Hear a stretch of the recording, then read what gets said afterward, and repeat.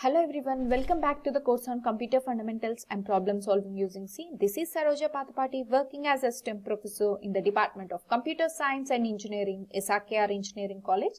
In this session, we are going to discuss about various tokens available in our C language.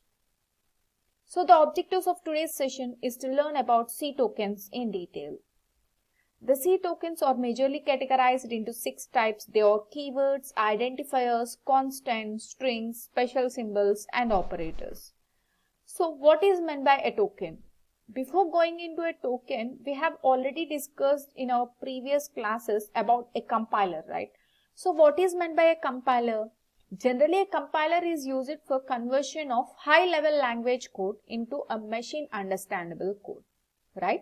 So while performing this compilation, it will internally undergo 7 phases, right? These are given here.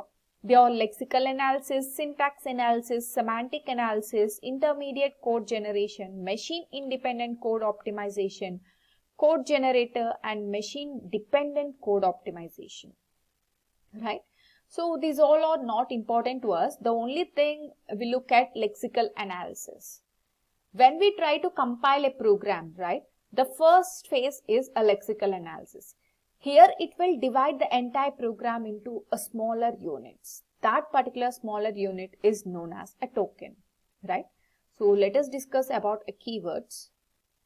So keywords are predefined words which have some predefined meaning. We cannot use these keywords as variable names or function names or anything. These are also known as a reserved words, and C language will support about 32 keywords. They are auto, break, case, char, continue, const, do, default, double, else, enum, extend, for, if, go to, float, int, long, register, return, signed, static, size of short, struct, switch, typedef, union, void, while, volatile, and unsigned. Right? So these are the available 32 keywords in our C language. So then after we discuss about identifiers. These are nothing but the names given to variables, structures, functions, anything. Right? So here we are seeing an example for declaration of variables. We will see about variables in our next classes. So just see the example. Here if you observe, int and double are known as a keywords. So you can search in these 32 keywords, right? And then the names given for declaration of that particular variables, that is amount or total balance. So these are known as identifiers.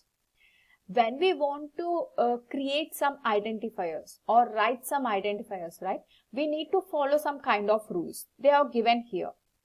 So the identifier must be a combination of alphabets and digits and underscore. In alphabets, you can use either uppercase or lowercase, and in digits from 0 to 9 and underscore symbol, right? And the names must always be unique. That is, you cannot declare like int amount and double amount in the same program, right? You must have to take unique names for defining identifiers. And the first character of identifier must always be an underscore or alphabet, right? And you can give the size of these name, that is the size of an identifier must be at most 31 characters, and you should not need to include any white spaces between identifiers. That is, if you see here total balance, you cannot include a space in between these two things, right? It is not supported. And then these are case sensitive.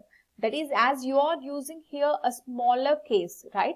Whenever you use these variables in your program, you need to call it with the same case because this is case sensitive, right? Then after we will go to constants. These are also known as literals. These are very much similar to identifiers. The only difference is here while defining identifiers, we will give some value to that particular identifiers, right? And before to that identifier, it must be preceded by const keyword, right? If we define like any variable name with const and we will give some value, the value will not be changed throughout the execution of the program. That is, suppose I have defined here like const some float pi equal to 3.14. Whenever I use pi in my program, it will simply take 3.14, right? You cannot change that value in middle of your program.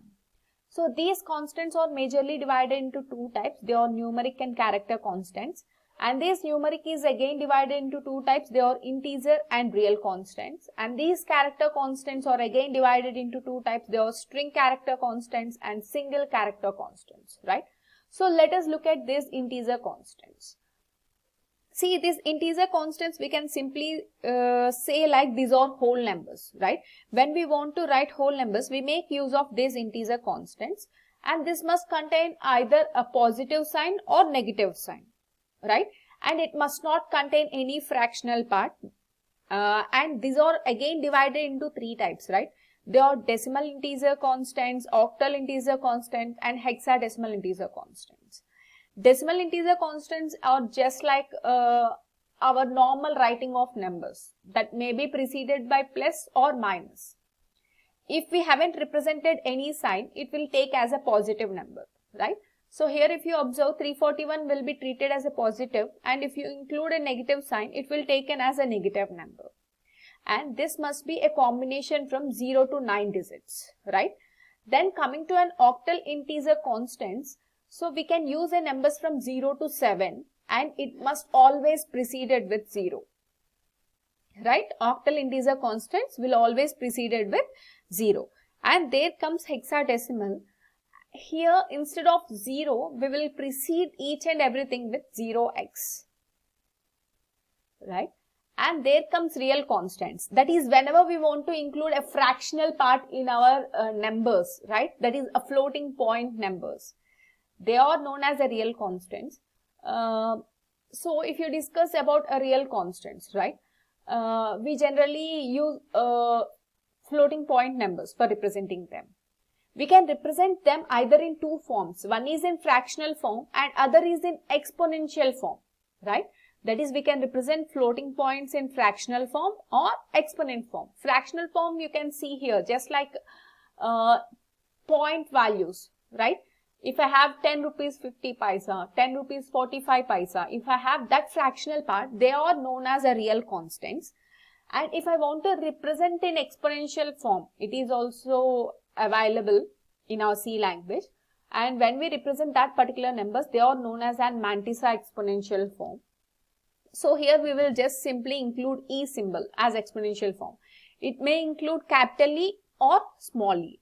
And it must also be preceded with positive or negative, right? And there comes a character constants, right? As we have already seen this, the character constants are again divided into two types. That is a single character and multi-character. Here we are looking at single character.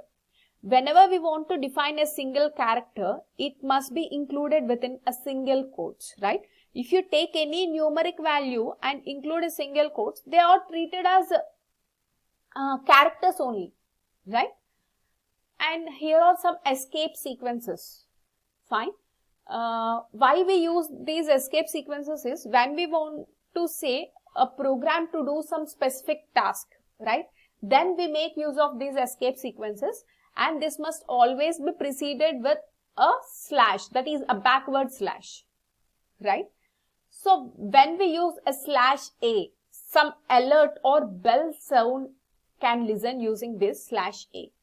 When we use slash B, it means backspace. Instead of using backspace on your keyboard, if you want to say anything through program, right, you need to use backslash B. And slash F is used for form feed. Slash N, that is when you want to go to the new line without using a keyboard in your program, then you can make use of this slash N. Then slash R is used for a carriage return, and slash T is for horizontal tab, right? Instead of tab symbol, you can use slash T in your program. For vertical tab, that is if you want to move in vertical positions, then you can use like slash V. And these are some things given under characters, that is double quotation mark is used for representing a multiple character values, that is known as a string characters, and single quotations is used for representing character values, just question mark, and null value. Sometimes a null value is represented by slash 0, in strings, especially in strings, right? And there come format specifiers. When we make use of this format specifier is when you want to read input from your keyboard or you want to present some output to your keyboard, right? Then you make use of these format specifiers. Just like percentile C is used for character, as we have seen a character constant here, right? So percentile C is used for character and integer constants, right?